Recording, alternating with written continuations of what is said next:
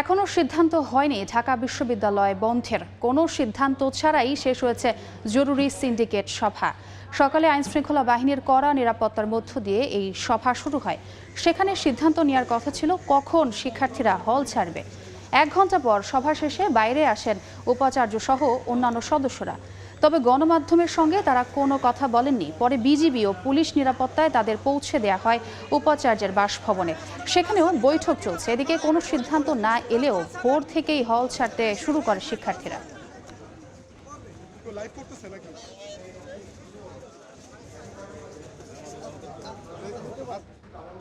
এই মুহূর্তে ঢাকা বিশ্ববিদ্যালয়ে আছেন রিপোর্টার বুলবুল রেজা এবং সিলেটের শাহজালাল বিজ্ঞান ও প্রযুক্তি বিশ্ববিদ্যালয়ে আছেন আমিনুল ইসলাম। সরাসরি শুরুতে যাচ্ছি বুলবুলের কাছে। এর আগেও জানিয়েছিলাম যে 1 ঘন্টা ব্যাপী যে জরুরি সিন্ডিকেট সভা সেটি কিন্তু কোনো ধরনের সিদ্ধান্ত ছাড়াই শেষ হয়েছে। বিশ্ববিদ্যালয়ের উপাচার্যের নেতৃত্বে বিশ্ববিদ্যালয়ের উপাচার্যের কার্যালয়ের সামনেই কিন্তু এই কার্যালয়ের ভেতরেই কিন্তু এই জরুরি সিন্ডিকেটের সভা অনুষ্ঠিত হয়েছিল। সেখানে মূল উদ্দেশ্য ছিল বিশ্ববিদ্যালয় বন্ধ হচ্ছে কখন এবং কখন হলের যারা আবাসিক শিক্ষার্থী রয়েছেন সেই আবাসিক শিক্ষার্থীরা হল ছাড়বেন।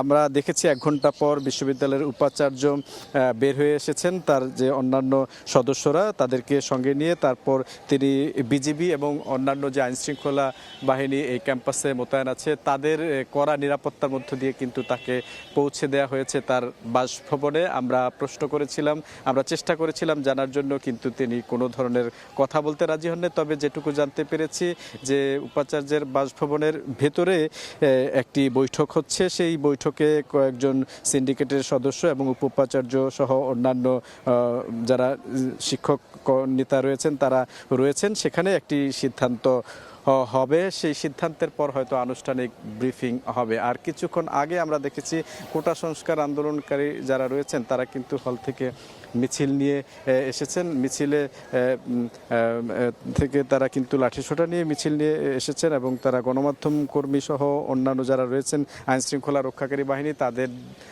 কিন্তু নানা রকম মন্তব্য করছেন তাদেরকে নিয়ে। এখন বলা চলে যে এই মুহূর্তে পরিস্থিতি কিন্তু খুবই নাজুক পরিস্থিতি বা উত্তপ্ত পরিস্থিতি বা থমথমে পরিস্থিতি যাই বলি না কেন, ঢাকা বিশ্ববিদ্যালয়ের পরিস্থিতি কিন্তু মোটেও আসলে ভালো নেই। যেটি আমরা সার্বিকভাবে যদি বলি, আইন শৃঙ্খলা রক্ষাকারী বাহিনী এখনও তাদের যে দায়িত্ব অর্থাৎ মোতায়েন রয়েছে, বিশেষ করে বিশ্ববিদ্যালয়ের উপাচার্যের বাসভবনে তারা রয়েছেন। এর বাইরেও বিশ্ববিদ্যালয়ের যে প্রবেশ গেটগুলো রয়েছে এই প্রবেশ গেটগুলো কিন্তু তারা রয়েছেন। তারা যেটি বলা হচ্ছে অর্থাৎ এই যে আবার তারা কেন মাঠে নেমে আসলেন এই বিষয়টি কিন্তু আসলে এখন যেহেতু বিশ্ববিদ্যালয়ে বন্ধের ঘোষণা আসেনি বা হল ত্যাগ করা হবে কোনো সেটি আসেনি, এই বিষয়গুলো নিয়েই কিন্তু এখন আমরা আছি ক্যাম্পাসে। দেখছি যে আসলে কখন নাগাদ এই সিদ্ধান্ত আসতে পারে বিশ্ববিদ্যালয় বন্ধ কিংবা হল ত্যাগের। তো আমাদের শাহজালাল বিজ্ঞান ও প্রযুক্তি বিশ্ববিদ্যালয়ে আমাদের আরেক সহকর্মী আমিনুল ইসলাম রয়েছেন। আমরা সেখানকার সবশেষ তথ্য জেনে আসবো তার কাছ থেকে। শাহজালাল বিজ্ঞান ও প্রযুক্তি বিশ্ববিদ্যালয়ে বেলা 10টার দিকে এখানকার যে সিন্ডিকেট সদস্যরা রয়েছেন তারা কিন্তু তাদের যে বৈঠকটিতে বসেছিলেন এবং প্রায় ঘণ্টাখানেক এই বৈঠকে গেল কয়েকদিনের শিক্ষার্থীদের যে আন্দোলন সেই আন্দোলন কর্মসূচি নিয়ে আলোচনা করেছেন। বিভিন্ন বিষয় উল্লেখ করে পাশাপাশি গতকাল রাতে একটি চিঠি এসে পৌঁছেছে বিশ্ববিদ্যালয়ে, যেটি বিশ্ববিদ্যালয়ের ক্যাম্পাসের বিষয়ে সার্বিক দিক নির্দেশনা এখানে ছিল।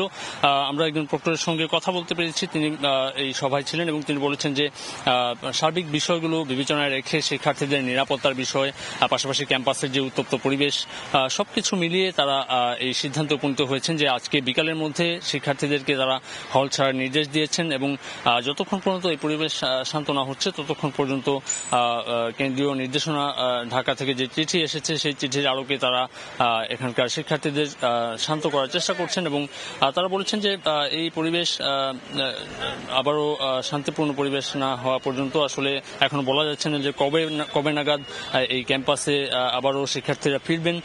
প্রক্টর বলছেন যে গেল কয়েকদিনের যে আন্দোলন কর্মসূচি, সেই আন্দোলন কর্মসূচি থেকে এখানে নানা মতের অনেকের সঙ্গে তারা আসলে কথা বলেছেন এবং তারা বলেছেন যে যতটা সম্ভব শিক্ষার্থীদেরকে তারা বুঝিয়েছেন এবং শিক্ষার্থীদের পক্ষ থেকে নানা কর্মসূচি ছিল এবং যেমনটি আজকেও রয়েছে। আজকে আমরা জানতে পেরেছি কোটা বিরোধী আন্দোলনকারী যেসব শিক্ষার্থীরা রয়েছেন তাদের সঙ্গে আমাদের কথা হচ্ছে। তারা বলেছেন যে দুপুর 2টায় বিশ্ববিদ্যালয়ের মূল ফটকে গায়েবানা জানাজা নামে একটি কর্মসূচি রয়েছে, তো সেই কর্মসূচিতে তারা অংশগ্রহণ করবেন। যদিও আসলে অনেকে আমরা অনেকে দেখেছি যে এখন হল ছাড়ছেন, যদিও আন্দোলনরত শিক্ষার্থীরা বলছেন তারা হল ছেড়ে যাবেন না। এই মুহূর্তে আসলে পুলিশের অবস্থান রয়েছে। সার্বিক বিষয় আসলে এই ছিল আমার কাছে। তো এই অবস্থাতে আসলে আমরা দর্শক আসলে সিলেটের যে পরিস্থিতি, সেই পরিস্থিতি যে এই মুহূর্তে আসলে আমরা এটুকু ছিল আমাদের কাছে। পরবর্তীতে হয়তো নতুন কোনো কর্মসূচি সম্পর্কে আমরা জানিয়ে দিতে পারবো। সরাসরি যুক্ত ছিলাম ঢাকা বিশ্ববিদ্যালয় এবং সিলেট শাহজালাল বিজ্ঞান ও প্রযুক্তি বিশ্ববিদ্যালয়।